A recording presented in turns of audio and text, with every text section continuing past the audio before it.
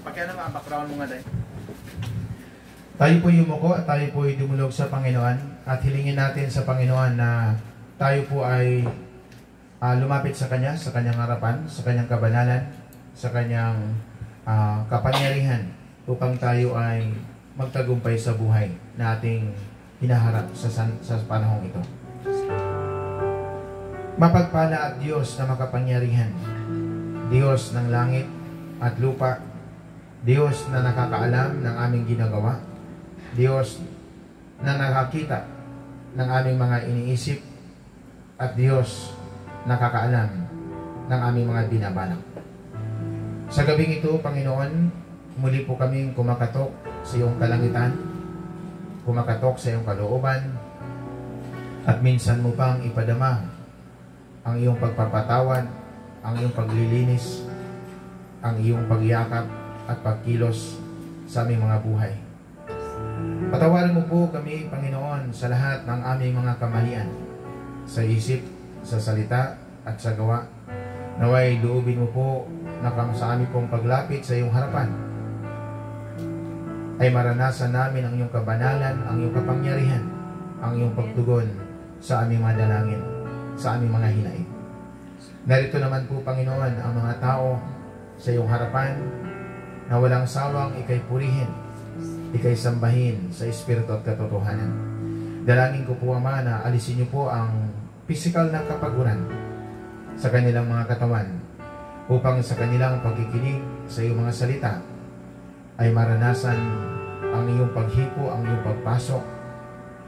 At payagan mo, Panginoon, na palayain mo anumang kapaguran, anumang kahirapan, kabiguan na kanilang dinaraanan ngayon.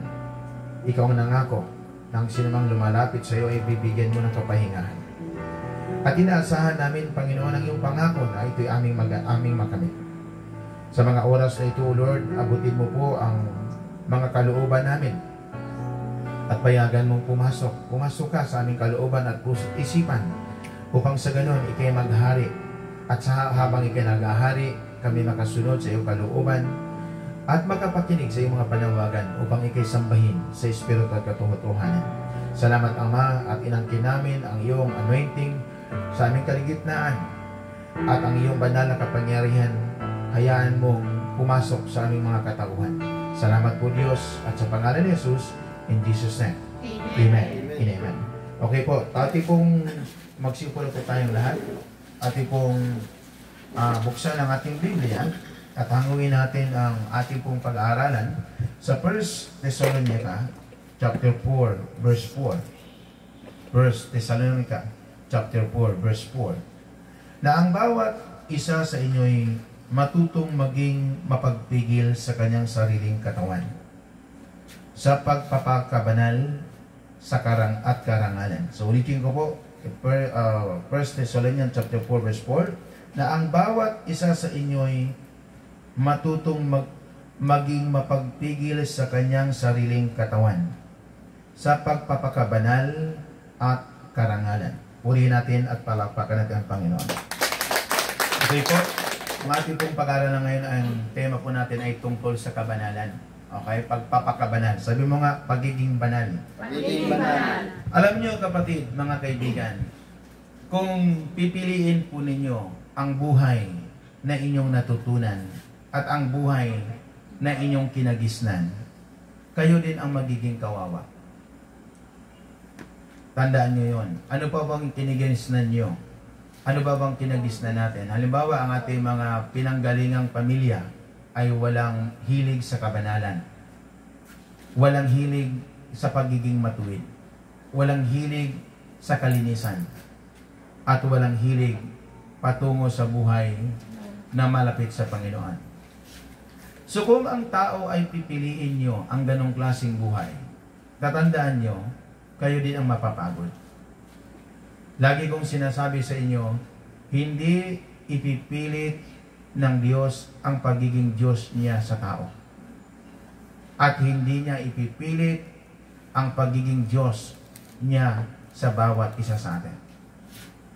Ang pagpapasya para tayo ay maging banal sa harapan ng Diyos ay isang desisyon Isang desisyon na dapat gawin ng isang tao. Isang desisyon ang pagpapakabanal sa harap ng Diyos at sa harap ng tao ay isang desisyon. Hindi ito inaalok. Hindi ito pinaririnig. Isang desisyon na dapat desisyonan ng isang sinumang sinuko ng isang tao. Sapagat ang pagpasok sa kabanalan means nangangahulugan ay patungo sa pagiging matuwid sa paningin ng Diyos. Sa aking nasaksihan sa buhay na ito, tila baga ang tao ay malimit tinanggihan ang kabanalan. At mas maraming tao sa sanlibutan na ating kinabibilangan ang ginusto, ang kamalian, hindi ang katwiran. Kaya hindi na natin pag-uusapan ngayon ang kamalian. Dahil ang kamalian, yun na yun eh, ikaw na yun eh. Ikaw na yun. Kung ang iyong pinasok na buhay ay kamalian, normal ikay parusahan. Normal ikay mabigo.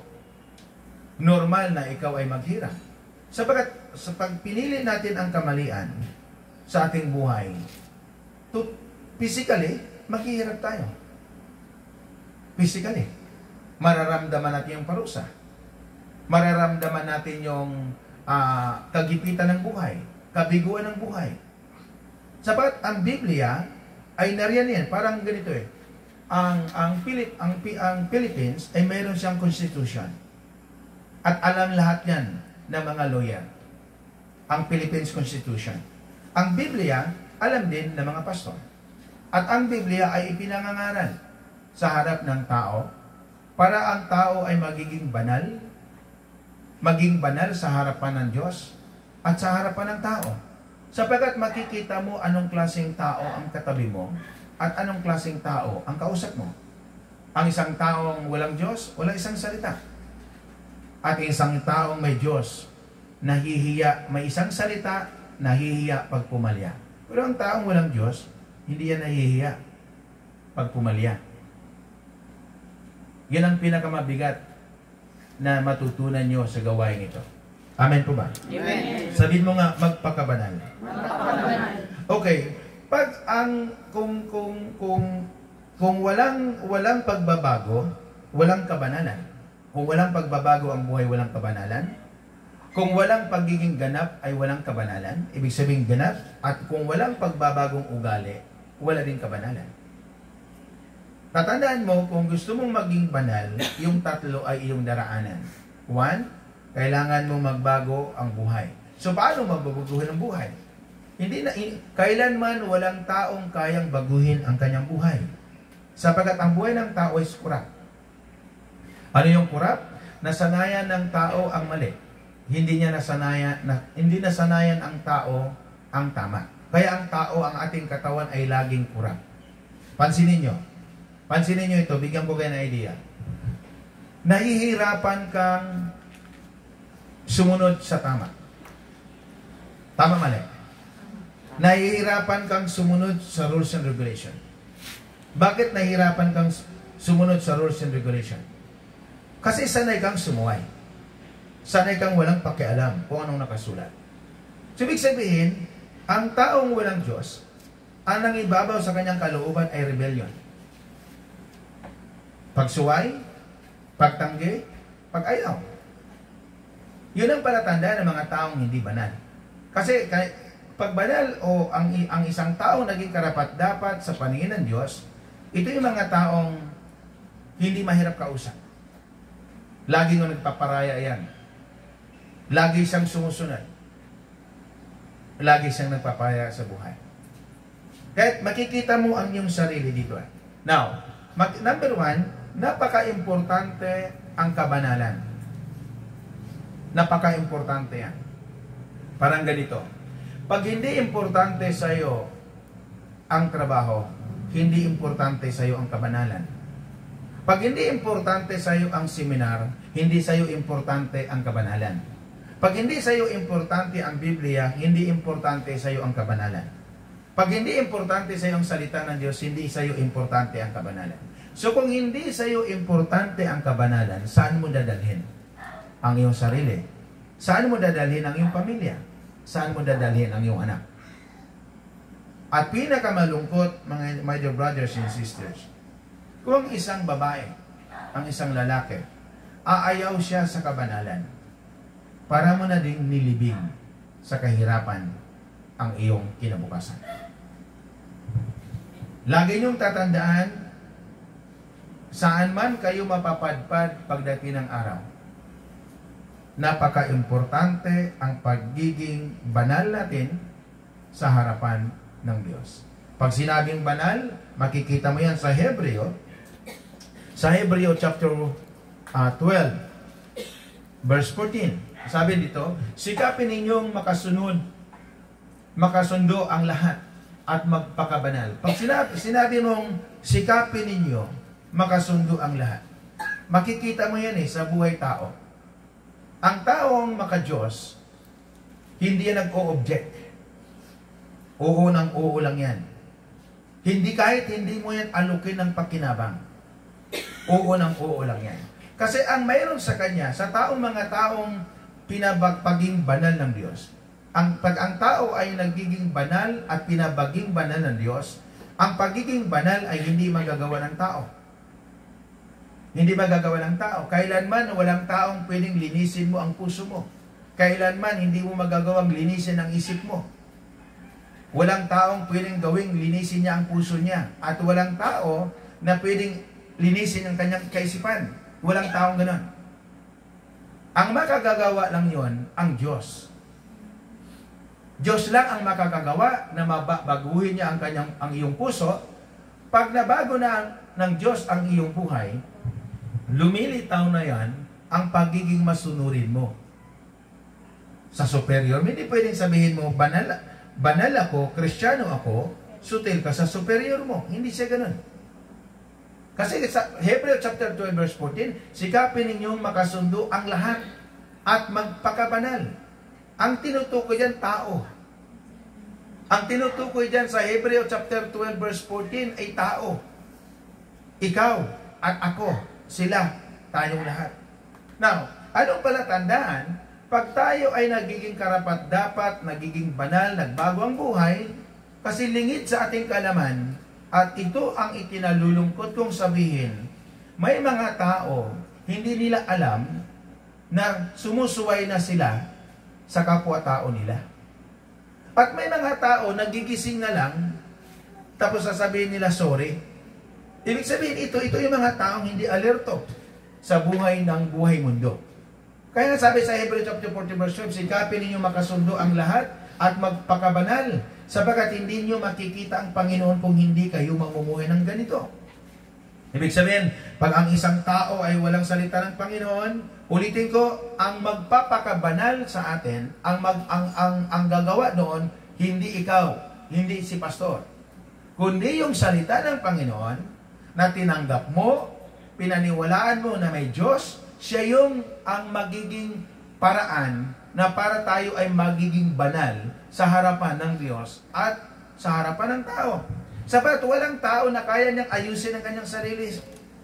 Walang taong kaya niyang linisin ang kanyang sarili unless kung ang Diyos ang gagawa doon. Now, paano siya papasok? Paano si Jesus papasok sa buhay ng tao? One, kailangan maging bukas ang isip. Kasi nangungusap ang Panginoon sa tainga at sa isip.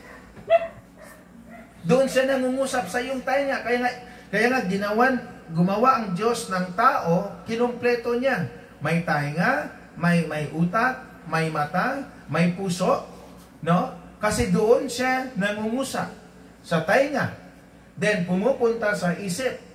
At pagpunta ng isip, pag nakita ng isip ang iyong ginagawa, kinukonsensya ka ng Diyos sa pamagitan ng iyong puso. Kaya pag napukonsensya ang tao na sa ginawa niyang mali, aamin siya ng mali. Hindi niya kayang tanggihan ang mali pag kinukonsensya na siya ng mali. Now, pag ang tao ay hindi pumasok sa puso ng tao, ay hindi. Kahit gumawa ng mali, mas gugustuhin niyang magsinungaling kasi wala sa kanyang katotohanan. So, tatandaan mo kaibigan, napaka-importante yung salita ng Panginoon, hindi lamang yung pangalan ng Diyos. Sapagkat ang pumapasok sa atin, pag pumapasok sa ating kaisipan, at naririnig natin ang salita ng Panginoon, at pumapasok sa ating kaisipan ang salita ng Panginoon, then papasok si Jesus. Yun ang sinasabi niya sa 1 Peter chapter 3 verse 15. Now, tingnan nyo sa 1 Peter chapter 3 verse 15. Igalang ninyo si Kristo. Ibig sabihin, kaya yung sinasabi ko sa inyo na bilang isang pastor, pag may nagsasalita about God, mayroong activities about sa spiritual, means kailangan nyo igalang yan. Hindi niya tinutulog-tulugan. Mas gustuhin ko pang sitahin ka, di bali ka magalit, mas gustuhin ko pang iparating sa iyong katotohanan, di bali patayin mo ako na ang mahalaga na paparating ko sa iyong katotohanan. Sabi niya, igalang ninyo si Kristo mula sa inyong puso. Igalang si Kristo. No? Naalala ko yung kumuha kami ng pag-ibig. No? Yung kumanta na yung anthem ng Philippine anthem, tama? So, sabi ng dalawa, sabi niya, sir, so hindi ko kasi narinig. Yung narinig ko na yung Philippine anthem, gumano na ako.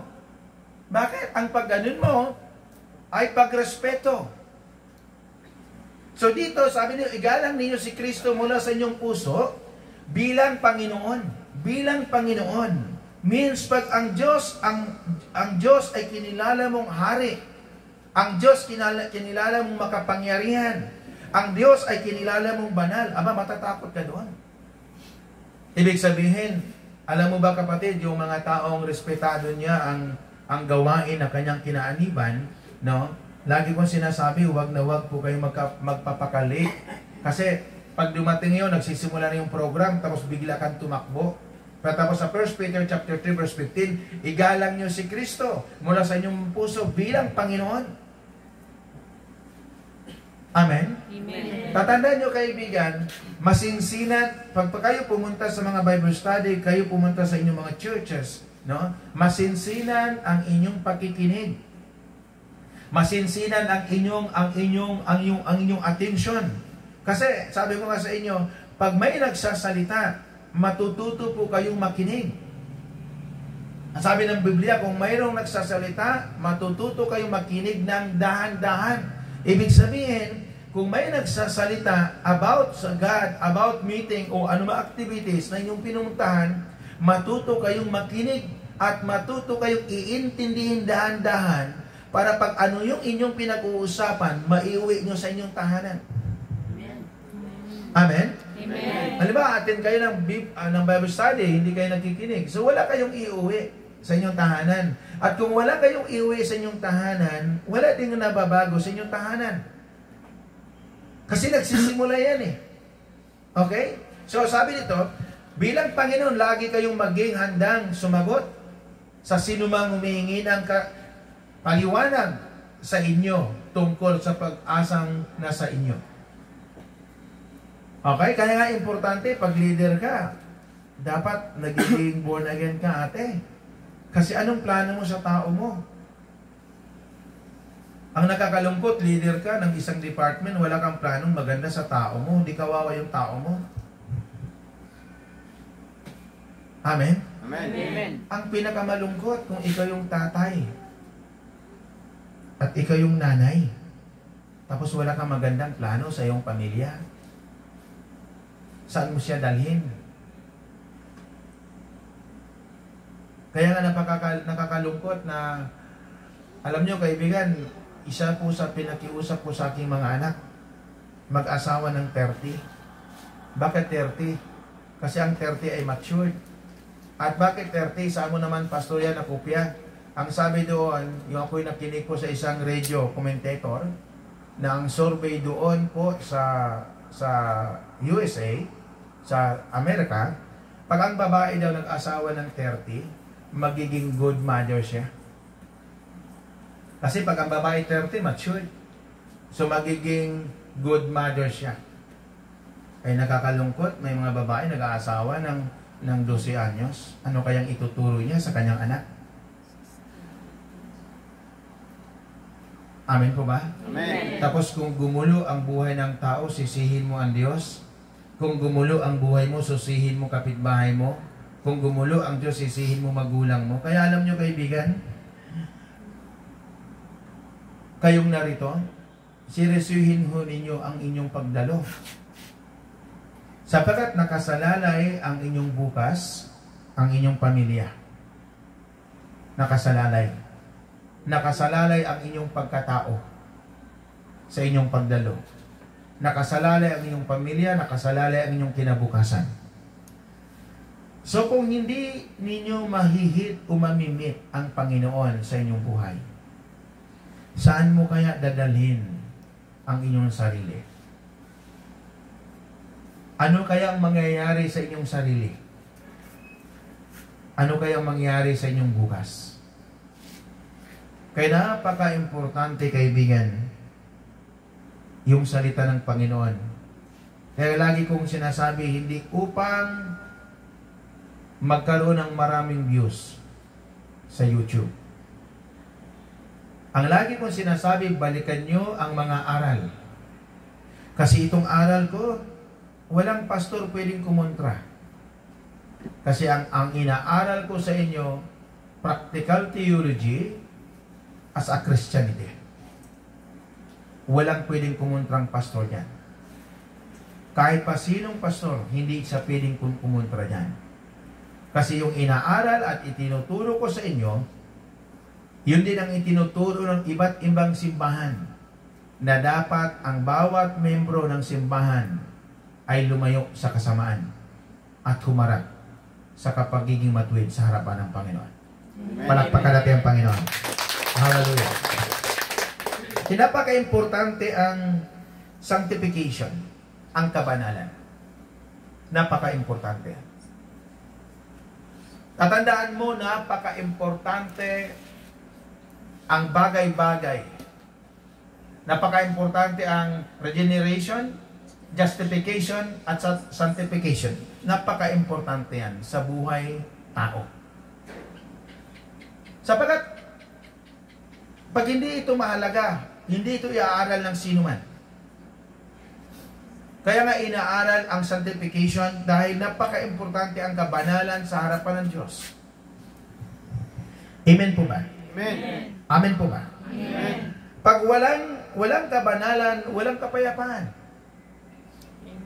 Naalala nyo yung ating Panginoon na bago yung nawala nating Panginoon dahil inhandog niya ang kanyang buhay sa sansinukob sa isang makasalanan para magkaroon ng katubusan, para magkaroon ng kaligtasan. Then, yung pagkabuhay ng ating Panginoon, ang unang binati niya sa kanyang mga alagad ay kapayapaan. Ang taong walang Diyos, normal, walang kapayapaan. Andun yung kalituhan, andun yung kabalisahan, andun yung katanungan.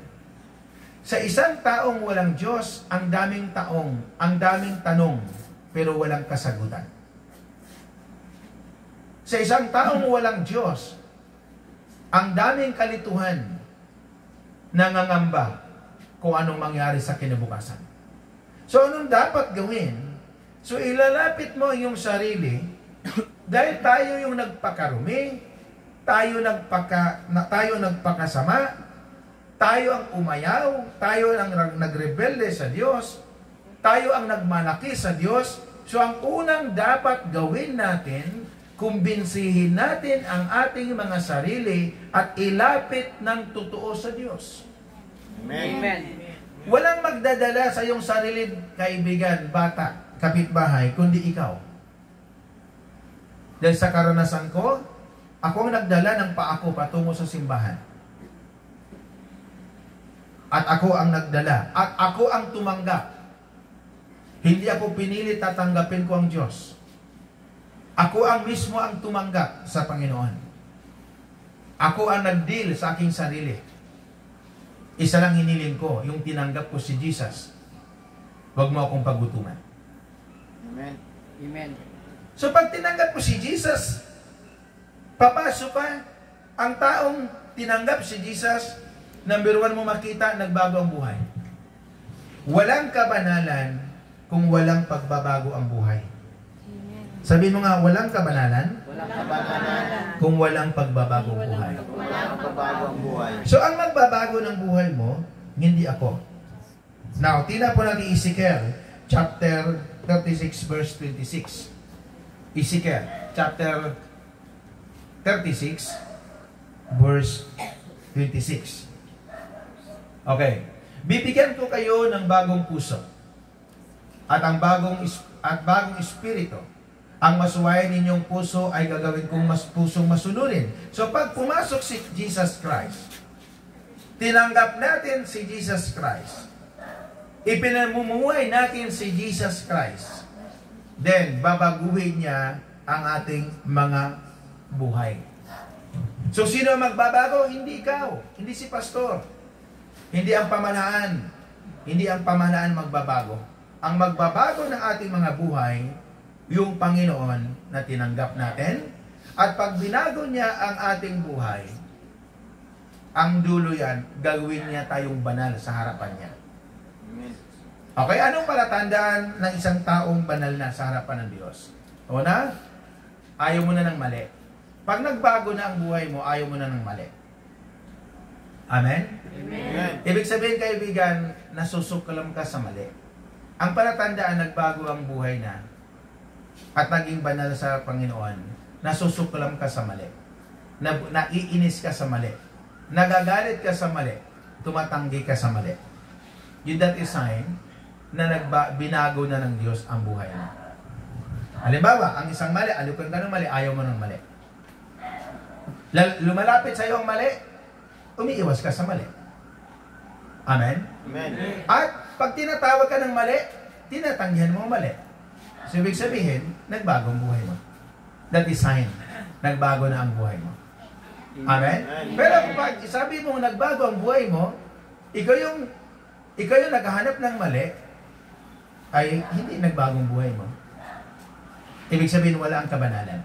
Sapat ang pagiging banal sa harapan ng Diyos, kaya niyang tumanggi ng mali. At ayaw niyang pumunta sa mali. At ayaw niya magsimula sa mali.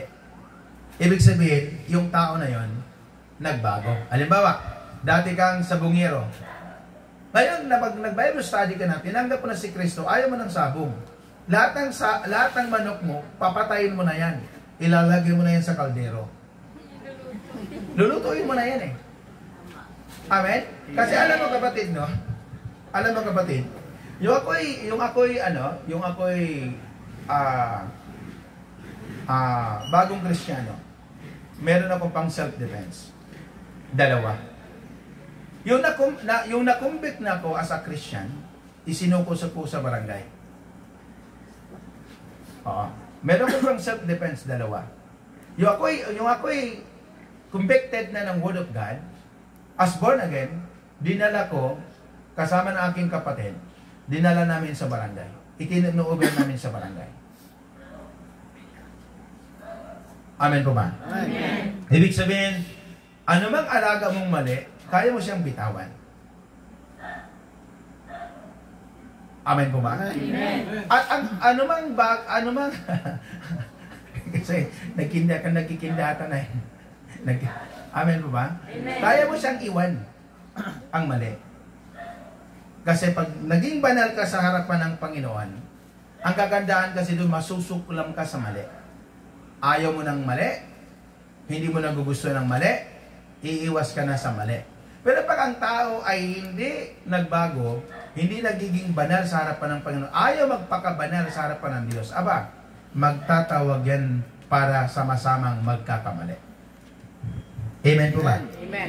Amen po ba? Amen. So kung gusto nyo magiging mali-mali, at ang dulo ay bali-bali, kasi sa mali, sa dulo magkabali-bali ang buhay. Magkabali-bali ang iniisip, magkabali-bali ang iyong paningin, magkabali-bali ang iyong pandinig. Ibig sabihin, ito yung mga taong nagkunwaring banal. Pero ang totoo, walang alam tungkol sa kabanalan. Amen. Amen po ba? Amen. Amen po ba? Okay, so pag pumasok si Christ sa buhay natin, then, trust me, believe me, kahit pa ikaw na yung pinakamaraming mali ngayong gabi, At pag tinindigan mo ang buhay kabanalan at tinanggap mo si Kristo at nangangakong ipamumuhay mo ang salita bukas sa buhay mo, then kahit na ikaw ng pinakamaraming mali sa harapan ko at sa nanonood sa YouTube o nanonood sa FB, kaya mong magbago. Hindi kahit ayaw mong magbago, basta once nagpasya ka, tatanggapin si Kristo at ipamumuhay si Kristo, kayang baguhin lahat ang buo mong pagkatao. Amen. Amen. Amen. Amen po ba? Amen. Anong sarap pag nagbago? Ang sarap. Masarap ang taong nagbago. Masarap ang taong naging banal kay Kristo. Masarap. Amen. Akala ba na pag mag-isa ka, malungkot ka? No. Pag naging banal ka sa harapan ng Diyos at namuhay ka sa kabanalan, pinakamasaya pag mag-isa ka. Kasi oras-oras kinakausap mo ang Panginoon sa iyong buhay. Amen po ba? Amen. Sabihin mo nga, bagong buhay. Bagong buhay. Okay.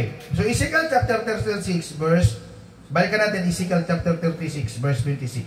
Para maintindihan nyo. Bibigyan ko kayo ng bagong puso at bagong espiritu. Ano ba yung dati nating puso? Yung walang Diyos. Sutil. Suwail. Siyang masusunod. Kaya pag isang tao, pinayuhan mo siya na susunod, ang tawag niya sutil. Sigaw nyo nga, sutil. Sutil. Okay. Ang isang taong sutil, nagmamarunong, nagmamagaling, nagmamalinis, sinungaling.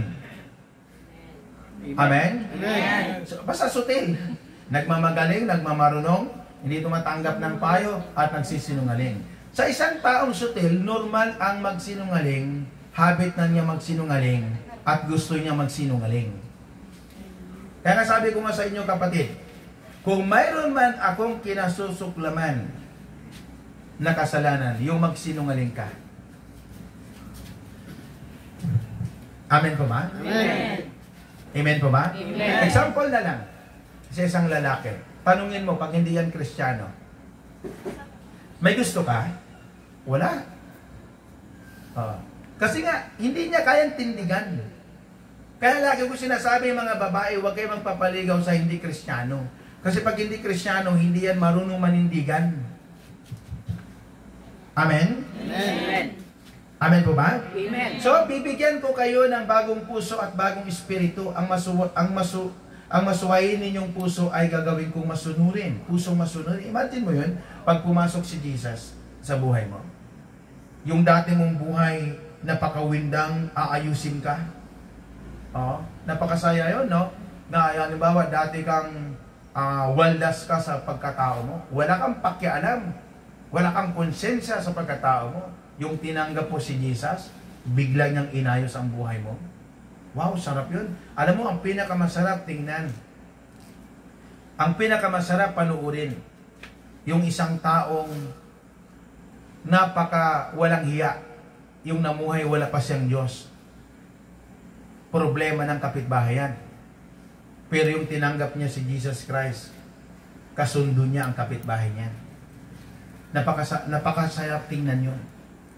Napakasarap tingnan pag ang isang tao ay luko-luko nagbago. Ang isang taong matigas ang ulo, naging masunurin. Napakasaya tingnan yun. Amen? Kaya minsan, di ba, naiinis kayo sa inyong kasamahan. No? Kaaaral lang kahapon, pagising sa umaga, nagiging sutil na ulit. Amen? Amen. Nakakaano yun eh. Amen po ba? Okay. So, ang gawin ng Panginoon, babaguhin niya ating puso para tayo maging banal. Then, pangalawa, walang kabanalan kung walang pagbabagong isip. Walang mangyayaring kabanalan. Saan nag-create ang lahat ng mali? Sa mata? Saan? Sa mata. Ha? Sa isip. Sa isip. Sa isip. Nagsisimula sa mata, pero nabubuo ang mali sa isip. Sa isip. At walang kabanalan na kaisipan kung walang Diyos na nagpapatakbo ng kanyang isip. Example, tingin ka sa isang bagay na gusto mo. Nagkikreate, nagbubuo ang isip mo. So, sino ang nahuhulog laging kukunin ng demonyo? Ang isip ng tao. At kung walang kabanalan, walang bagong isip. At pag ang tao katabi mo ay hindi yan naging banal at ayaw sa kabanalan, mag-ingat ka. Huwag ka mag-iwan ng pera dyan. Huwag ka mag-iwan ng cellphone dyan. Huwag ka mag-iwan ng mga bagay-bagay na ginto o anuman. Pakikialaman nila yan. Amen. Amen. Amen? Amen po ba? Amen. Totoo hindi? Totoo. Totoo naman yan eh. Amen po ba? Amen. Pero pag banal yung isang tao, Kristiyano, nakakita ng pera yan, nakakita ng alas yan, nakakita ng mga bagay-bagay yan. Ano yan eh? Isa sa uli.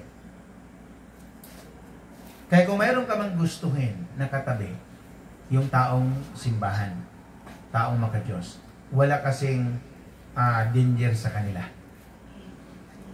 Amen? Amen. Eh pag hindi maka-Diyos yan, ako, Diyos ko, maniwala ka sa akin. Amen? Ulitin ko, 35 years ako'y namuhay kasama ang mga tao. Alam ko na ang galawan ng tao. Amen po ba? Amen. So sabi mo, bagong isip Bagong isip. na mula sa Diyos. mula Pag sa Diyos. bagong isip mula sa Panginoon, ito yung masarap sa isang Kristiyano. Kasi ang lagi niyang iniisip, pawang mabuti. Ang taong banal, nag-iisip pawang mabuti. Ikabubuti ng kanyang sarili, ikabubuti ng pamahalaan, ikabubuti ng kanyang nasasakupan, ikabubuti ng kanyang kinabukasan. Pero pag ang tao ay hindi naging banal ang isip, mahirap. Mahirap. Amen po ba? Amen. Colossians chapter 3, verse 2. Ang mga bagay na panglangit ang isipin, ang isa-isip ninyo, hindi ang mga bagay na panlupa. Ano ba yung mga bagay na panlupa? Yung inyong ginagawa noon. Yung ating ginagawa noon. Di ba? Imagine mo, no? May mga tao, no? Nakakahiya. Yung sumasayaw ka, walang tugtog. Nakakahiya yun. Tapos nagkukwento ka, no? Nagkukwento ka, pero walang nakikinig. Nakakahiya yun. Amen? Amen. Nakakahiya yung kapatid, yung nagkukwento ka, pero walang nakikinig. Tapos sumasayaw ka ng tugtog, at sumasayaw ka, pero walang tugtog. Ano yung sumasayaw yung walang tugtog? Yung lasing. Di ba pag lasing na siya, sumasayaw siya, kurbada. Nagchat-chat na siya. Amen? Amen. Amen po ba? So, isa-isip, ang mga bagay na panlangit ang isa-isip ninyo. Ano ba yung mga bagay na panlangit na inaisip? Means, ang ibig sabihin, yung isip mo nakatuon kay Kristo, kung anong pinagagawa ni Kristo, no? Halimbawa, pagdating ng Sunday, pag wala kang Diyos, ang asan ang isip mo? Mall. Tama? Sa mall, sa kapitbahay, sa kasayahan. Pero pag ikaw ay Christian na, ikaw ay tumanggap na kay Jesus Christ, ang iniisip mo simbahan. Amen? Simbahan. So masusubok niyo yung mga sarili. Pagdating ba ng linggo? Amen? Saan ang iniisip niyo? Dapat ang unang iniisip niyo, makikinig mo ng Word of God. Amen? Amen. Amen po ba? Amen. Nakikinig ng Word of God, naghahanap ng Word of God, ibig sabihin, naghahanap ng mga fellowship. Oo. Yan ang sign na pumapasok ka na sa kabanalan, at yan ang sign na ikaw ay pinapaging banal na ng Panginoon. Kasi mas gugustuhin mo ang mga bagay na panglangit. Pag sinabi mo kasing panlangit, kapatid, ito yung iniisip lagi ng mga taong mayroong ng isip panglangit. One, magkakaroon siya ng prayer and fasting. Then, magkakaroon siya ng may time siya mag-reading Bible. Then, may time siya mag-pray. Then, may time siya makipag-fellowship. No? Pag hindi ganun ang inyong iniisip, pagdating ng Sunday, that is something wrong. May problema. Amen po ba? Amen. Alam mo, pagdating ng Sunday, mas gusto ko magpahinga. Amen? Amen. Lagi ko sinasabi, pag nagpahinga, walang talo, panalo, wala kang gastos. Amen po ba? Amen. Okay. So, sabi mo, bagong isip. Bagong isip. Banal na isip. Banal na isip. Okay. So, pag banal na isip, hindi ka nag-iisip sa iyong kapwa lamangan. Amen? Amen. Pansinin niyo, yung pag ang kayo ay makalangit ang iyong iniisip. No? Pag nakita niyo isang tao, ang palatandaan na makalangit ang iyong iniisip, wala kayong hinangad, kundi tulungan yung isang tao. Amen? Alalayan yung isang tao. Ngayon, ang tanong, Pastor, paano ngayon kung hindi nagpaalalay sa atin? Hindi na natin problema yon. Kasi, tandaan nyo, ang impyerno, inilaan ng Diyos sa mga taong ayaw sa Diyos. At ang langit, inilaan ng Diyos para sa mga taong tumanggap sa Diyos. So, ibig sabihin, kung gusto mo sa impyerno, then, walang pumipigil sa iyo. Pero ako na mismo ang sasabi, huwag mo nang tuklasin literal ang impyerno. Punta ka na lang sa bahay mo. Kung kayo mag-asawa, walang Diyos. Wala naman kayong pinagtatalunan. Wala naman kayong isyong pinag-aawayan. Pero bakit kayo nag-aaway? Gusto mo ng impyerno? Doon na lang sa bahay mo. Di ba? Imagine mo, tubig lang. Pero pinag-aawayan nyo. Amen. Oo. Hanggang nagkahampasan kayo. Hanggang nakasuntukan kayo. Di ba? Amen po ba? Amen. Gusto mo ng impyerno? Punta ka sa bahay mo. Wala sa kapitbahay mo. Doon lang sa bahay mo. Pag kayo mag-asawa, walang Diyos, nung impyerno. Amen? Anong palatanda ang impyerno ang bahay nyo? Hindi kayo nagkakasundo. Magkatabi kayo, hindi nag-uusap. Amen? Amen. Sabi yung impyerno. Gusto niyo sa impyerno? Di ba mainit ang impyerno? Subukan nyo kung hindi kayo mag-iinit ang inyong damdamin pag wala na kayong kinakain. Amen po ba? Amen. Okay, so, bagong isip, Ezekiel chapter 36 verse 27. Ang sabi ng Biblia, sa Ezekiel chapter 36 verse 27, aking ilalagay ang aking espiritu sa loob ninyo at palalakarin ko kayo ng ayon sa aking mga tuntunin at magiging maingat kayo sa pagsunod sa aking mga batas. Ibig sabihin, ang mga taong pinapaging banal ng Diyos, ito yung maingat sa bawat salita, sa bawat kilos, at sa bawat gawa. Kasi nang ibabaw sa Kanya, bago gagawa, nag-iisip muna. May mga tao naman, gawa ng gawa, walang isip. Hindi nag-iisip. Ayaw ilagay ang isip. At walang isip. Sabihin, malaking problema po yun, kapatid. Amen po ba? Amen. Sabi mo, isip. Isip. Bagong isip. Bagong isip. Banal na isip. Banal na isip. Oh, alam ang palatanda na banal ang isip mo, wala kang ang iniisip na kalamangan sa iyong kapwa. Amen. Amen ha? Baka mamaya bigla ko sabihin, yung sweldo nyo bukas buong buo, ibigay nyo sa inyong katabi. Di ba? Tapos ngayon, amen ka. Amen po ba? Amen po ba? So pag-aaralan mo lagi ang aking sinasabi, ang mga aral. Amen po ba? So walang kabanalan kung walang bagong isip. At walang kabanalan kung walang bagong buhay.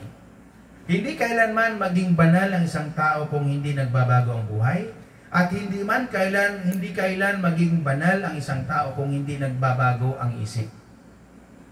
Kasi aminin man nyo sa hindi, yung walang Diyos ang isang tao, yung wala pa kayong Diyos. Kaya nga sinasabi ko sa inyo na, sabi ko nga sa inyong manager, anong pagkakaiba yung mga dating tao at mga bagong tao?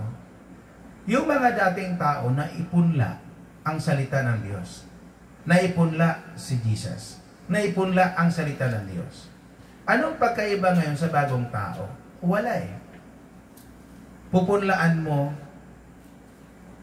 si tamad magsidalo sa gawain ng Diyos. Kaya nakawawa eh. Minsan nila pag nakikita ko sila, sabi ko, Diyos ko po. Pagpapunta dito, tuwang-tuwa. Pag nakapila, tuwang-tuwa. Maya-maya, maririnig mo, pag dinaanan mo sila, naku, kulang naman itong budget ko. Di ba? Hindi pa rin kasya. Hindi kasya. Naku, Diyos ko po. Di ba? Pero sa mga taong tinuruan ko about sa kabanalan, wala kang marinig yan. Wala kang marinig. Oo. Ang gusto kasi nila pera agad bago sakripisyo. Mali. Pag sinabing kabanalan, kapatid, pumapasok ka sa pagtitiis. Amen. Sa pagtsatsaga. Amen po ba? Amen. So, pangatlo, walang kabanalan kung walang pagbabagong ugali. Amen? Kailanman hindi magiging banal ang isang tao pag hindi binago ng Diyos ang kanyang ugali. Sa ang Diyos kasi, babaguhin niya ang puso mo, babaguhin niya ang isip mo, babaguhin niya ang ugali mo. Now, ito ang pinakamabigat. Base sa aking karanasan as a Christian. Mayroon kasing pangyayari sa mga buhay natin na tama sa atin, mali sa mga Christian. Amen? Example na lang. Aalis ka sa trabaho mo, pero maghahanap pa din ng trabaho. Tama? Hihiwalayin mo yung asawa mo, pero mag-aasawa ka din ulit.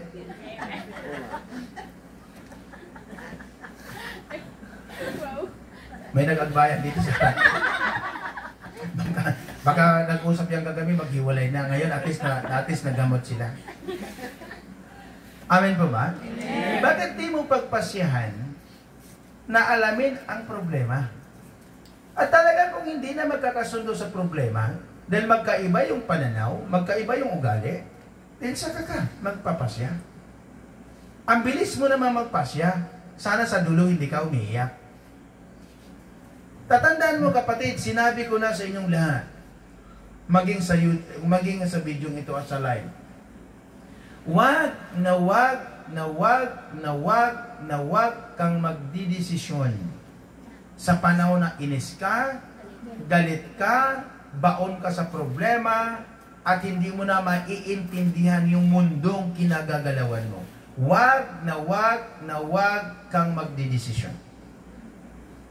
Sa edad kong 50, wala akong pinagsisiyang desisyon. Sapagat lahat ng desisyon ko, kung hindi ko kaya magdidesisyon, hindi maliwanag ang desisyon, pumupunta ako sa pastor. Nagtatanong ako kung tama ba itong aking desisyon.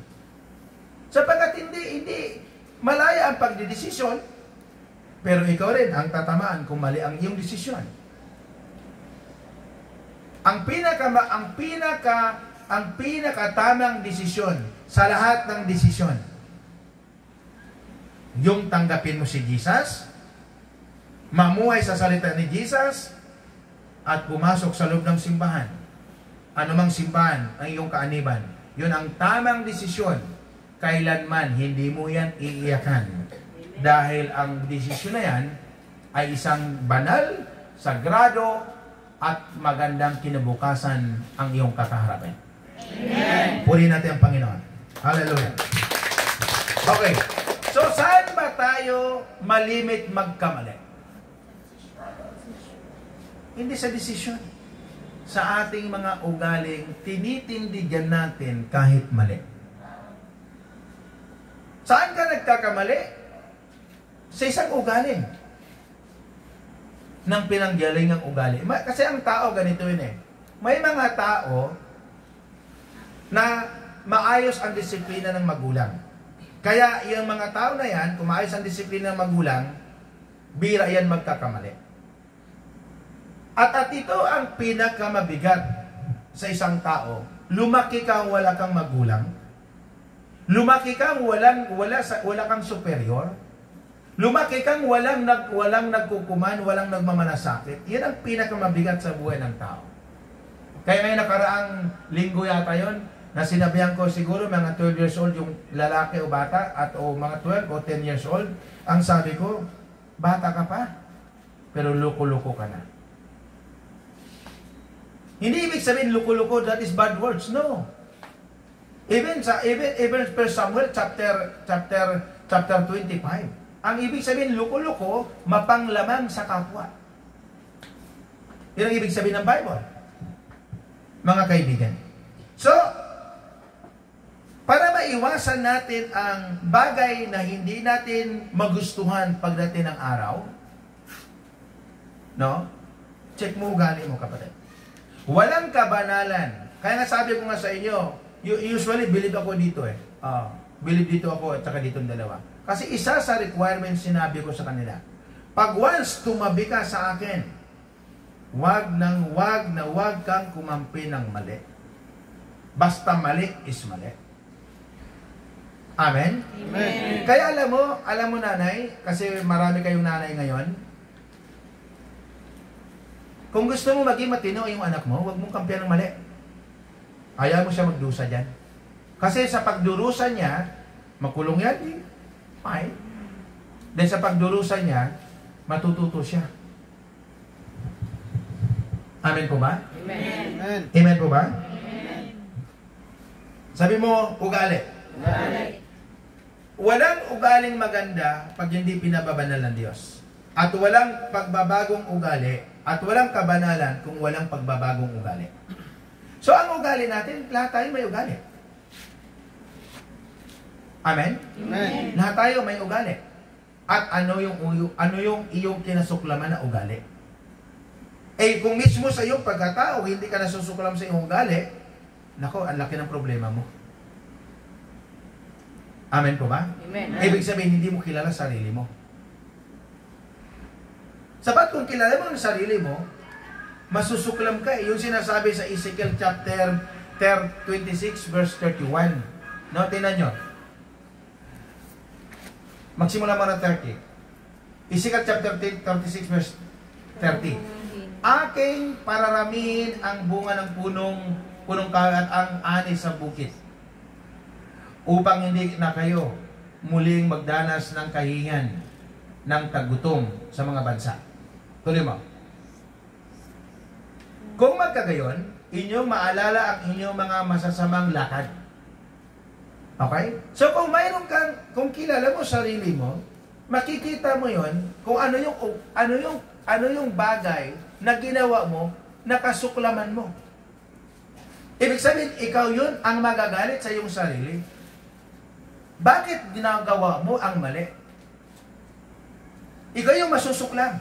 Ikaw yung mabubwisit. Ikaw yung magagalit. At kung hindi ka nagagalit sa iyong sarili, ay wala pa sa iyo ang kabanalan. Sapagat ang mga tao, sabi ko nga sa inyo kaibigan, yung ako'y binago ng Diyos ang aking ugali, ang isa sa pinaka-inisan ko, kinasuklaman ko, yung pagsagot ko sa aking magulang. Kinasuklaman ko yun. At yung pagiging sugarol ko. Hindi po ako totally sugarol na sugarol. Kasi ako'y mahilig lang ng tungits. At saka yung Lucky 9. No? At yun ang aking kinasuklaman. Bakit? Alam mo, pag banalo ka, pag Kristiyano ka, hindi mo feeling, hindi mo papayagan na ang iyong kapwa-tao na nakikita mo na nilalamangan ng kapwa-tao. Hindi mo papayagan. Kailanman hindi ko papayagan sa harapan ko ng aking bilang isang Ruel, hindi ko papayagan ang aking sarili na sa aking harapan ay lalamangan yung aking kapwa. Hindi ko papayagan yan. Kasi ang panglalamang ng ating kapwa sa ating kapwa ay isang hindi magandang pag-uugali. At pag hindi nagiging banal at hindi babaguhin ng Panginoon ang ating pag-uugali, walang kabanalan na mangyayari. Tandaan mo yan, kaibigan. Kaya kung mayroon ka mang aalamin ngayon, kung mayroon ka mang isusuko ngayon, kung mayroon ka mang tatrabahuin ngayon, kung mayroon ka mang ipapakiusap ngayon, hilingin mo sa Panginoon na baguhin niya ang iyong pagkatao, baguhin niya ang iyong puso, baguhin niya ang iyong isipan, at baguhin niya ang iyong pag-uugali. Alam mo kapatid, anong sign, anong palatandaan na hindi maganda ang ating pag-uugali? Ang dami nating taong hindi nakakasundo. Amen? Amen. Pag meron tayong hindi nakakasundo, kawawa tayo. Paano ngayon kung dumating sa punto na ang bumagsak tayo sa isang taong hindi pa natin kasundo? Naalala ko yung sa Muntinlupa. Ang liit ng tingin ng aming kapitbahay. Ang liit ng tingin niya sa amin. Siya yung nagiging dahilan para ipasara. So sabi ko, pastor na po ako doon, sabi ko sa kanya, darating ang araw, sabi ko sa kanyang pintuan, hihingi ka din ng tulong sa amin. Tatandaan mo yung salitang darating din ang araw. Hindi yun bukas. Antayin mo lang yun. darating yan. At kabisado nilang dalawa yan. Pag ako na nagbita ng salitang, darating din ang araw. So sa madaling salita, dumating nga. Nadaganan ng malaking makina ang kanyang tauhan. So humingi sa tulong. Walang ibang nakatulong. Pinahiya siya ng Panginoon. Yung kanyang minaliit na tao, kami, then kami ding lahat ang tumakbo para tumulong sa kanya. Kaya tatandaan mo kapatid, mula sa dulo, at ikaw nanonood ng live, ng video at manonood pa. Mula doon sa dulo hanggang dito, huwag na huwag kang magmamaliit na tao. Amen. Kahit gaano yan kakriminal, kahit gaano yan kasinungaling, kahit gaano yan kasama, at gaano yan kadaming kasalanan, huwag na huwag kang magmamaliit ng iyong kapwa. Kasi darating ang araw, sila din yan. Itong babaeng ito, pinagmamaliitan yan pinagtutulungan. Isa ang sakit. Ang sabi ko sa kanya, daan ka lang. Sa dulo, ikaw magtatawa, sila iiyak. Bakit mo pagkakaisahan ng isang tao? Bakit mo gawin sa isang tao? Ikaw at ako, tayo lahat, isinilang ng Diyos, binigyan halaga ng Diyos, iningatan ng Diyos, sinamahan ng Diyos, binuhay ng Diyos. Yung ginawa ng Diyos sa atin, dapat gawin din natin sa ating kapwa. Amen? Amen. Kasi, kapatid, naghihirap ang tao, hindi po dahil wala po siyang pinag-aralan. Naghihirap ang isang tao dahil po sa pag-uugali. At pag ang ating mga ugali ay hindi pagiging pababanalin ng Panginoon, kawawa tayo. Ikaw at ako, tayong lahat, kawawa. Kaya ang pag-asa natin, hindi sila, hindi ako, hindi tayo. Ang pag-asa natin, yung Diyos maawa sa atin, yung Diyos pumasok sa atin, yung Diyos tayo pakialaman. Alam mo kapatid, sa gawa, alam ng mga pastor yan, kahit anong aral ng pastor, pag hindi ka bubuksan ang isip mo ng Diyos, wala kang maiintindihan, kapatid ko, kay Kristo. Kahit gaano ka kagaling, kahit gaano ka katalino, kahit gaano ka kasinsir makikinig, pag hindi ka pakikialaman ng Diyos, at hindi niya bubuksan ng Diyos ang isip mo, kapatid, hindi natin makikita ang ating mga mali. Pero pag binuksan ng Panginoon ang isip natin, makikita natin ang ating mga pagkukulang, makikita natin ang ating mga mali, makikita natin ang ating mga pag-uugali. At pag nakikita na natin ang ating mga mali, madali na po nating sabihin sa Panginoon, patawarin mo po ako. Amen. Hanggat hindi binubuksan, kapatid ko, kay Kristo. Kaya nga, ang pagpumunta ka sa mga gawain ng Panginoon, kasama kayong nanonood, habang kayo naliligo, habang kayo nagbibihis, habang papunta kayo sa simbahan, habang dala-dala ninyo ang inyong Biblia, dapat isang sasabihin nyo, Panginoon, buksan mo ang aking kaisipan. Buksan mo ang aking isip, para kung ano mang aking maririnig, makikita ko ang iyong mensahe. Pag hindi ganun, kaibigan, tatamarin ka lang pagdating sa gawain ng Panginoon. Amen. Sabi ko nga sa inyo, yung ako'y nagsimula, very excited. Bakit excited? Sa bawat simba ko, talagang lumuluha ako, umiiyak ako. Sa bawat simba ko. Sa bawat simba ko, talagang umiiyak ako. So yun ang sabi ng isang pastor, ang pag-iyak mo ay nagpapakababa ka sa Panginoon. That is sign yung humility mo sa Diyos. Tatandaan mo kapatid, pag hindi pagkikialaman ng Panginoon ang ating mga pag-uugali, wala tayong magagawa. Kung hindi niya pakikialaman ang ating mga pagkatao, walang mangyayaring maganda ng mangyayari sa ating harapan, sa ating buhay. Kaya wag mong sasabihin sa aking harapan na pinariringgan kita. Wag mong sasabihin. Kasi ang ipinaparating ko sa kapatid sa iyo, yung Diyos na nagmahal sa akin at kaya ka ding mahalin niya kahit anuman yung katayuan. Amen. Purihin natin ang Panginoon. Purihin natin ang Panginoon. Tatandaan mo yan, my dear brothers and sisters. Kaya kung ako mananalangin, Lord, pakialaman mo ang pag-uugali ko. Pero, witness nyo yan. Hindi malala ang pag-uugali ko. Usually, ang daming pumupuri ng ugali ko.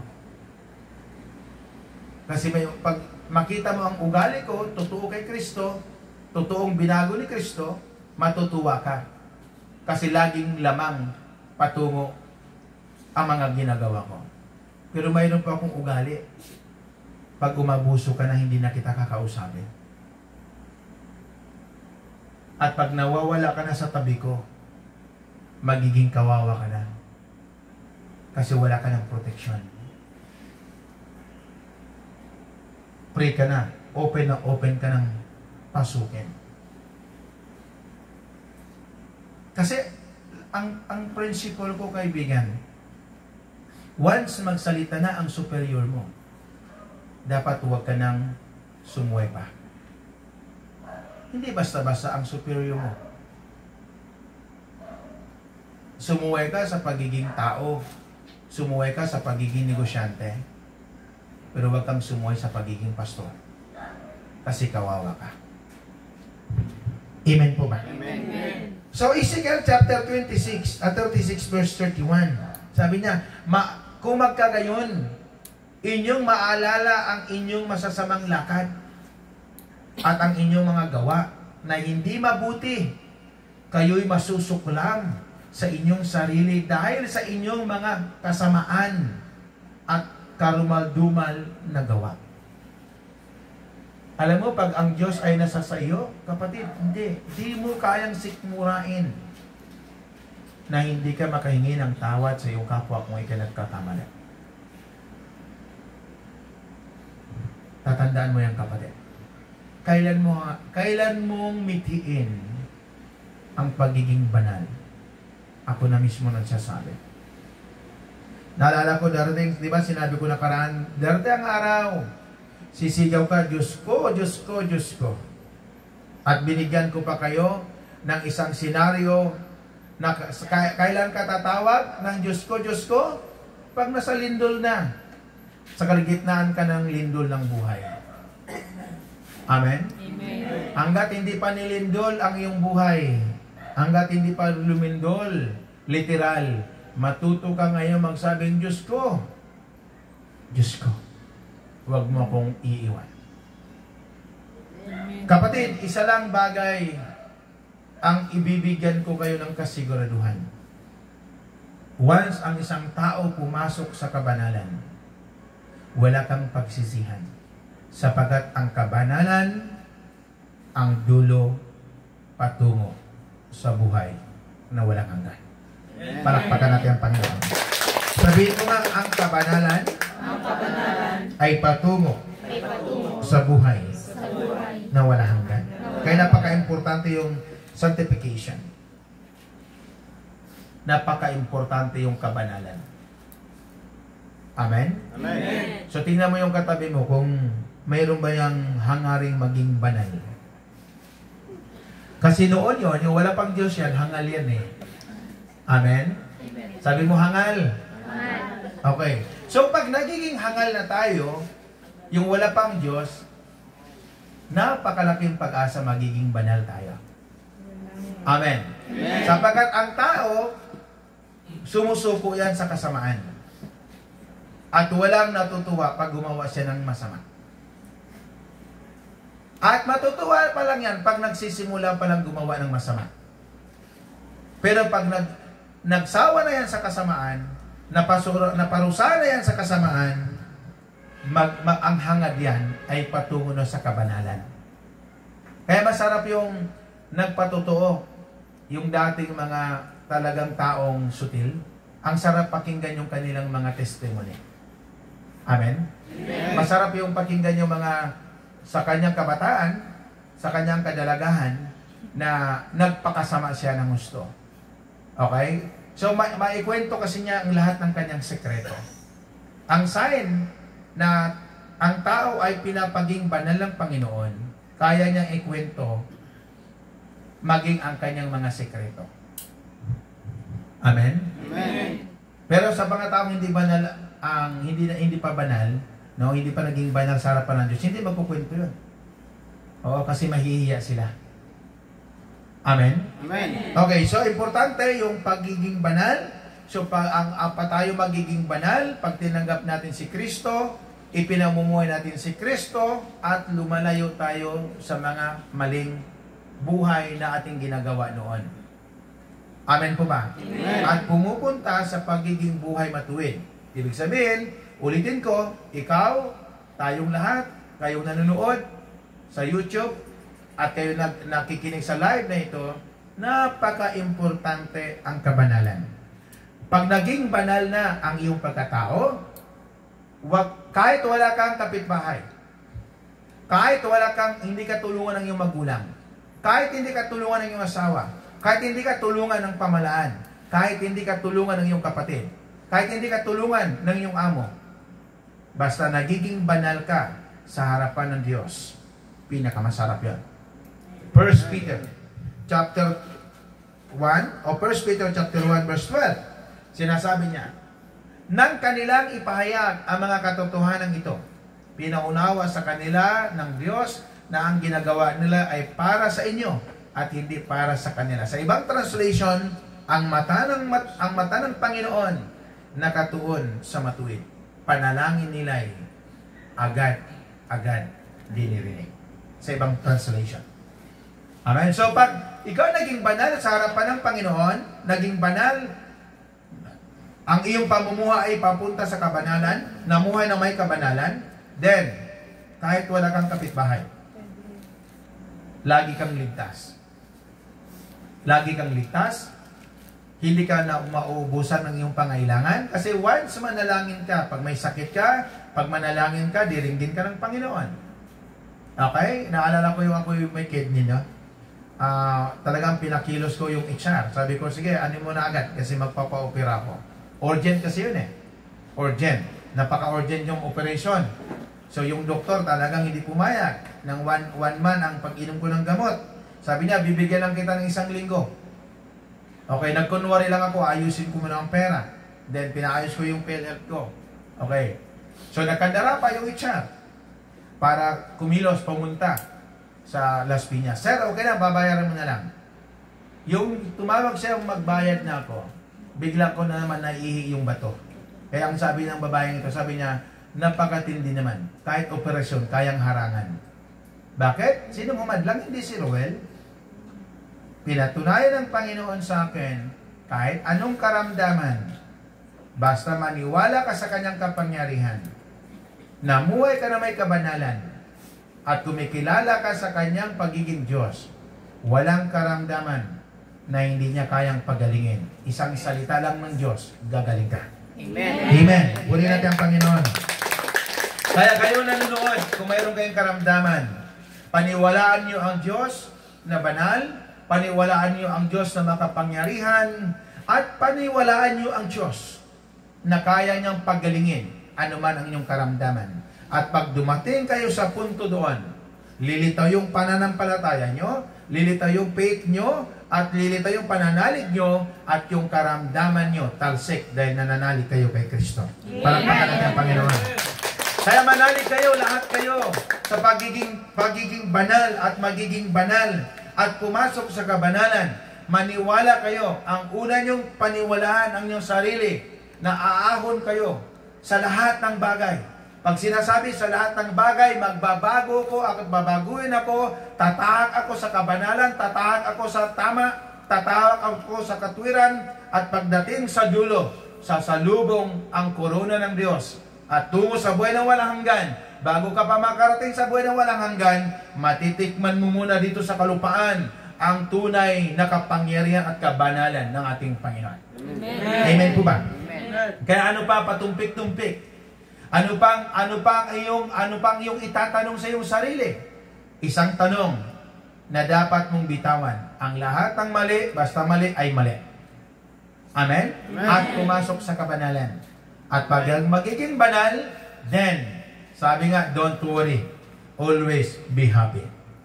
Amen? Amen. Pag ikaw ay nagiging banal sa salita ng Panginoon, sa harapan ng Diyos, then don't worry. Always be happy. Sapagat walang taong naging banal, pinabanal ng Panginoon na pinabayaan ng Diyos. Amen. Amen?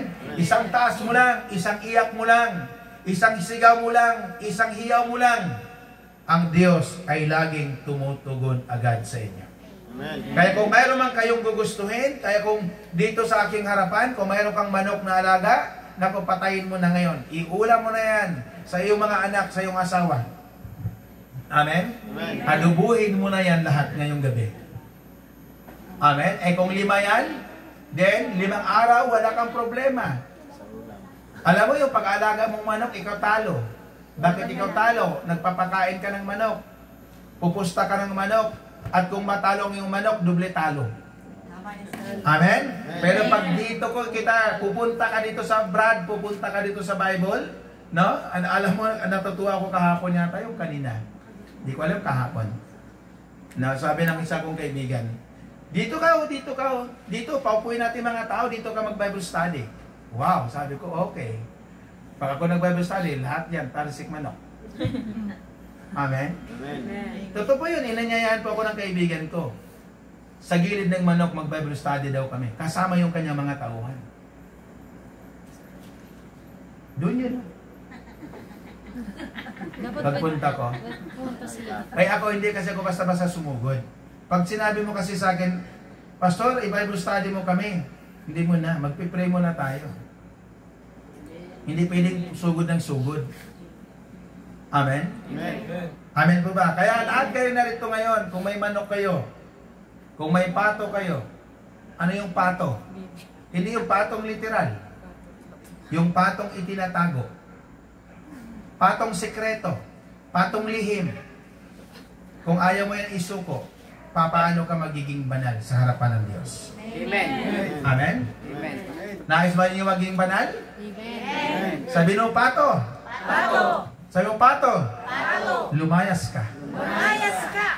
Amen? Amen. Ihayag mo yung paging pato. At lahat ng tao may pato. Ano yung pato? Sekreto.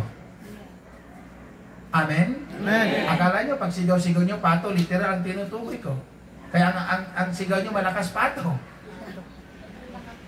O, sigaw nyo, sekreto. Sekreto! Ito. Lumabas ka. Lumabas ka! Wala ko. Kailan? Iba din itong lalaking ito sa harapan ko eh. Pag sumisigaw niya, sabay tapik sa katabi niya eh. Yung sekreto natin, ang ating palalayasin. Amen? Okay, so ulitin ko. Walang mangyayaring kabanalan kung hindi nagbabago ang buhay. At walang mangyayaring kabanalan pag hindi nagbabago ang isip. At walang mangyayaring kabanalan kung hindi nagbabago ang ugali. Amen? So pag nagbago ng ugali, ay napakasarap kasama ito. Pag nagbago ng isip, walang danger nito. Pag nagbago ang buhay, hindi kurap ito. Okay, yun ang pinakamasarap na tao. Amen po ba? Amen. Gusto nyo hindi kurap? Magbagong buhay. Amen. Kung gusto nyo hindi magiging mapanglamang, magbago ang isipan. Amen. At kung gusto nyo walang kaaway, magbagong ugali. Amen. Kasi mahirap pag hindi nagbagong ugali, walang kabanalan. Amen. At kung walang kabanalan, maraming kaaway sa iyong kasamahan. Amen. Amen? Amen. Alam mo ba yung taong hindi pa nagbagong ugali? Pag may nagtumpok-tumpok, may hiwalay siya. Ang tawag yan, hindi nagbabagong ugali. Pag ang tao nagbabago ugali, pag may tumpok-tumpok, pumupunta siya. Kasi alam niya ang kwentuhan doon ay tungkol sa Diyos. Amen. At pagpunta niya, kung marami sila, kung nagkukwentuhan silang about sa mundo, umihiwala yun. Amen? Amen. That is sign, binago na ang Diyos ang buhay mo. At kung nagbago ng buhay mo, then, isa lang sabihin ko, congratulations. Bakit? Tapos na ang hirap mo. Tapos na ang kabiguan mo. Tapos na ang mali mo. Tapos na ang lihim mo. At tapos na rin ang pighati ng buhay mo. Sapagat kung walang taong binago ng Diyos, pinahirapan ng Diyos. Lahat ng binago ng Panginoon, pinasaya ng Diyos. At nagiging masaya sa mundong ito. Tayo po'y tumayo. Hallelujah, Lord God. Oh, Jesus Lord. Hallelujah. Come, Holy Spirit. Oh, Jesus Lord God, sa mga sandaling ito, Panginoon, sa mga sandaling ito, Diyos, narito ang mga taong inanyayahan mo. Narito ang mga taong kinausap mo. At narito ang mga taong ginabayan mo. Maging sa live video na ito, Lord God, salamat sa mga taong may nakikinig sa inyo. Salamat sa mga taong nag-aabang ng mensahe mo. Kapatid, inanyayahan ko po kayong iyo ko ang iyong mga ulo. Ipikit ang iyong mga mata. Then kausapin natin si Jesus. Kausapin si Jesus. Magpapatumpik-tumpik ka pa ba, kapatid? Nakita mo na ang lindol? Nakita mo na ang kasamaan ng mundo? Magtatanong ka pa ba? Hindi mo ba anyayahan ngayong gabi si Jesus na pumasok sa iyong sarili, pumasok sa iyong puso, pumasok sa iyong buhay? Palalampasin mo pa ba ang pagkakataon? Maging kayo nanonood ng live nito, magtatanong ka pa ba? Uy, mas gustuhin mo ngayong iwan na at lisanin na ang mali? Isuko ang mali? Palayain ang sarili sa mali. Isa lang, kapatid, kung ikay ngayon magdidesisyon na papasok sa kabanalan, inanyayahan kitang itaas ang iyong dalawang kamay habang ka nakayuko.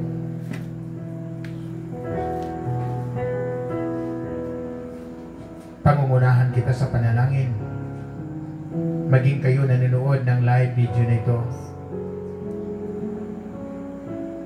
Kapatid, ang pagtanggap sa Panginoon, ang pagpasok sa kabanalan ng Diyos, ang pagdedesisyon mamuhay sa salita ng Diyos, ay isang desisyon na pinatutuwa mo ang Panginoon. Isa lang ang sasabihin ng Panginoon sa iyo, anak, matagal ko nang inaantay ang iyong oo. Sa bawat oras, sa bawat araw, sa bawat gabi, sa bawat umaga, inaantay ko ang oo mo. Marahil kung makausap mo ang ating Panginoon, yun ang kanyang sasabihin. Palalampasin mo ba ang oras nito? O sasabihin mo sa iyong sarili, Panginoon, ako yung isang taong masama. Ako yung taong, Panginoon, na napakarumi. Come on, guys. Come on, my brothers and sisters, and talk to Jesus. Huwag mong palalampasin ang isang senaryo, ang isang bagay na sa dulo ay yung pagsisihan. Kapatid, mahal ka ng God. Importante ka sa God. Mahalaga ka sa Diyos kahit paulit-ulit ang mali mong ginagawa. Kahit nililihim mo ang mali na ikaw lang nakaalam at tayo lang nakaalam, mahalaga ka sa Diyos. Ang Diyos ang sumilang sa iyo. Ang Diyos ang nagbibigay sa iyo ng buhay. Sa Kanya ka rin tatawag. Sa Kanya ka rin lalapit. Sa Kanya ka rin susunod. At tandaan mo, kapatid, sa pag-oo mo sa Panginoon ngayong gabi at habang nakataas ang iyong dalawang kamay, ay pagsuko sa Diyos na buhay. Panginoon, sumabay ka sa aking panalangin. Panginoon, sa mga oras na ito, tinatanggap kita, inanyayahan kita na pumasok, magkuman, magutos, magsilyo ng aking damdamin, ng aking kaisipan, baguhin, alisin ang lahat ng hindi mo nakikita mo na mali, na sa dilim, na hindi tama. Ngayong gabi, aking isinusuko, buong buo ang aking buhay, ang aking isip, ang aking pagkatao. Minsan mo pa, Panginoon, ngayong gabi ay yakapin mo. Alisin mo po, Panginoon, ang lahat ng bigat, ng hirap at kabiguan ng aking buhay. Sasambahin kita.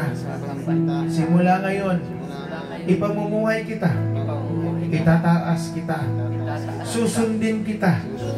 Saan man ako mapunta, ikaw ang aking itataas.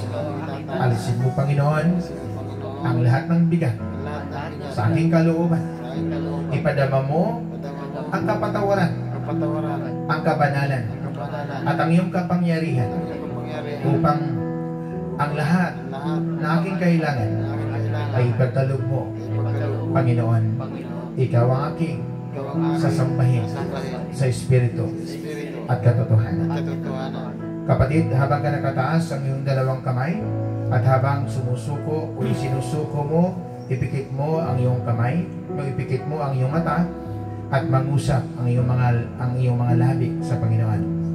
Upang anuman ang iyong sasabihin, nakatitiyak akong diringgin ng Panginoon ang iyong mga daing. Sa mga oras na ito, ang Diyos ngayon ang mangusap, hindi ako. Sa pamagitan ng awit, kaibigan, nariyan si Jesus. Pumapasok sa iyong buhay. Ipinakita niya ang iyong mga mali. Ipinarinig niya ang kanyang salita. Lahat ng mali na iyong ginawa, na iyong kakasuklaman, huwag mo nang balikan. Lahat ng mali na iyong isinuko, kung tao man yan, banggitin mo sa pamagitan ng panalangin na ikaw lang at ang Diyos ang nakakarinig. Pili kang manalangin na ikaw lang nakakarinig. Bagay man yan na umalipin sa iyo, naging hadlang sa kabanalan ng Panginoon, tingin mo ang tulong ng Diyos ngayong gabi. Kung salita man yan na iyong itinakwil ng Panginoon, hingin mo na manahan siya sa iyong puso ang kanyang salita. Hallelujah, Jesus. Lahat ng bigat mo, lahat ng problema mo, aayusin ng Diyos ngayong gabi. Hindi mo iiyakan ang mga problema simula ngayong gabi. Iiyakan mo ang kabutihan ng Diyos na natagpuan mo ngayong gabi sa dakong ito. Bakit nga ba? Narito ka dahil sa mga problema. Bakit nga ba narito ka dahil sa isang bagay na hindi mo naiintindihan ng buhay? At bakit nga ba narito ka?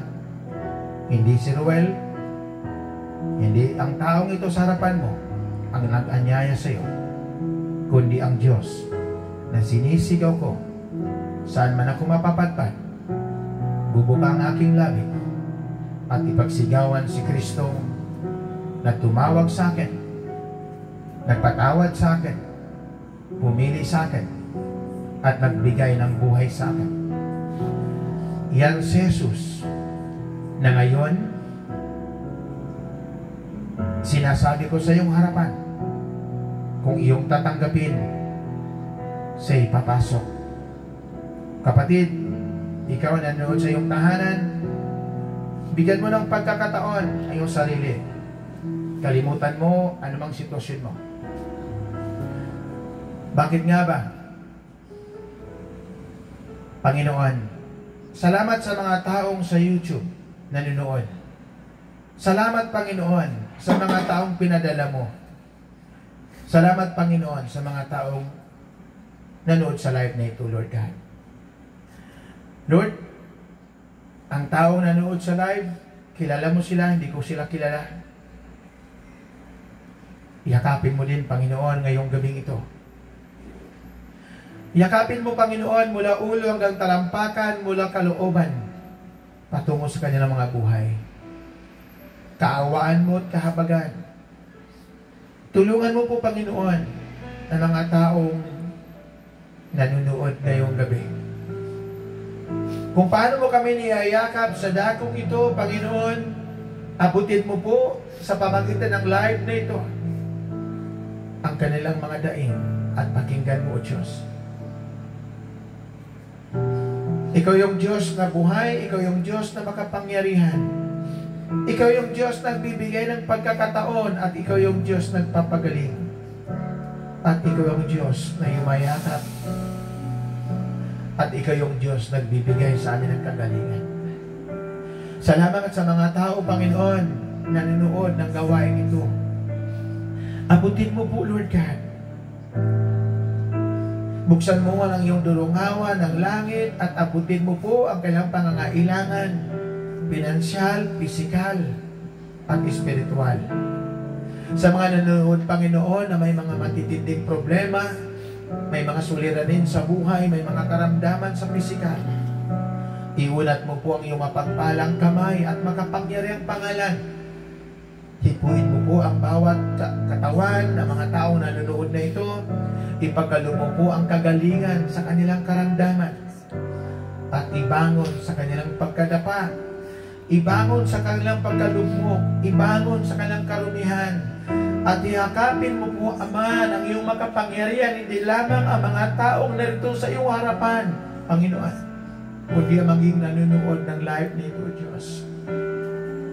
Lord, umaasa ko ngayong gabi, ipagagalingin mo ang kanilang karamdaman.